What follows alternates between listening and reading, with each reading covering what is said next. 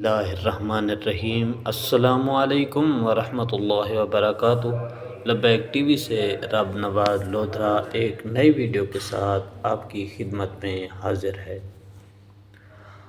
آج ہم جو ویڈیو لے کر حاضر ہوئے ہیں یہ ایک تاریخی ویڈیو ہے اور امید ہے کہ ویڈیو آپ کو پسند آئے گی۔ آج کی ہماری ویڈیو ہے نواب مظفر خان شہید کی یاد میں۔ نواب مظفر خان شہید بیرونی جارحیت کے خلاف مزاحمت اور دھرتی کی حفاظت کے لیے سب کچھ قربان کر دینے کا ایک تاریخی استعارہ ہے۔ آج سے 198 سال قبل تخت لاہور کے حکمران مہاراجہ رنجیت سنگھ کی فوجوں نے ملتان پر حملہ کیا تھا۔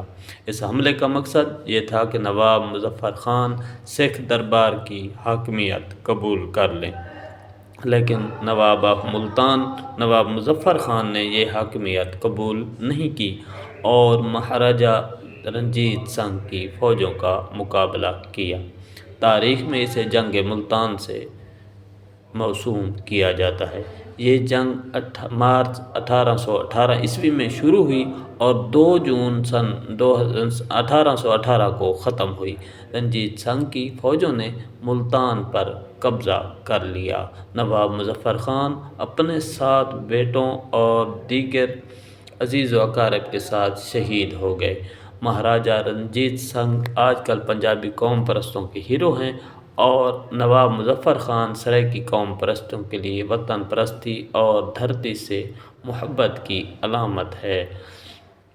ہم اس بحث میں نہیں پڑھنا چاہتے کہ کون ہیرو ہے اور کون ویلن، لیکن اپنے گھر کی حفاظت کے لیے اگر کوئی اپنی جان قربان کر دیتا ہے تو تاریخ اسے کبھی بھی مطعون اور ملعون قرار نہیں دیتی۔ تاریخ میں اخلاقی معیارات تبدیل ہوتے رہتے ہیں، اقدار میں یکسانیت نہیں رہی ہے۔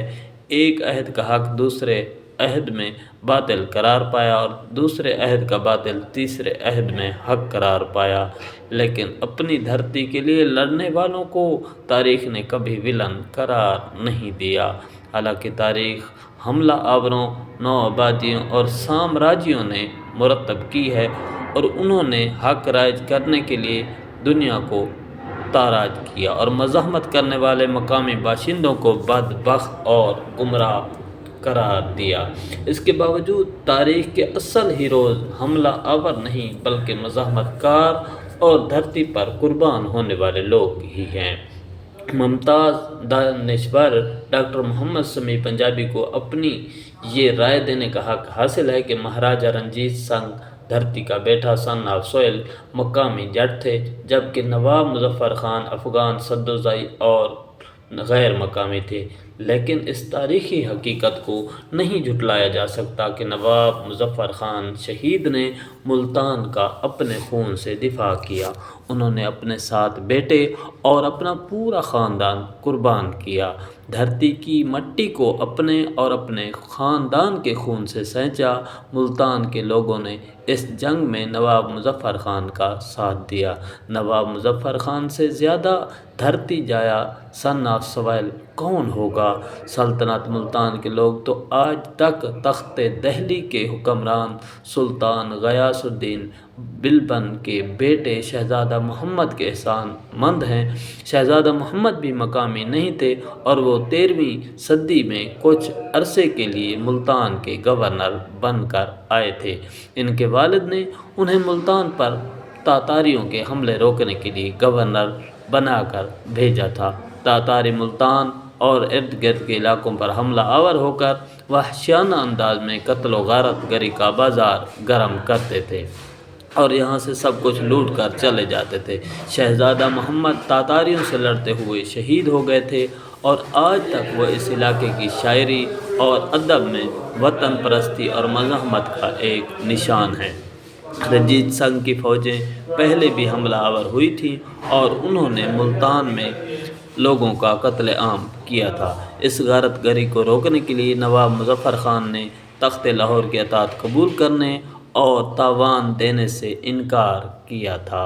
کوئی دھرتی جایا غارت گری سے حق کے حکمرانی تسلیم نہیں کراتا۔ غارت گری دراصل غیریت اور فسطائیت کا بنیادی نشان ہے۔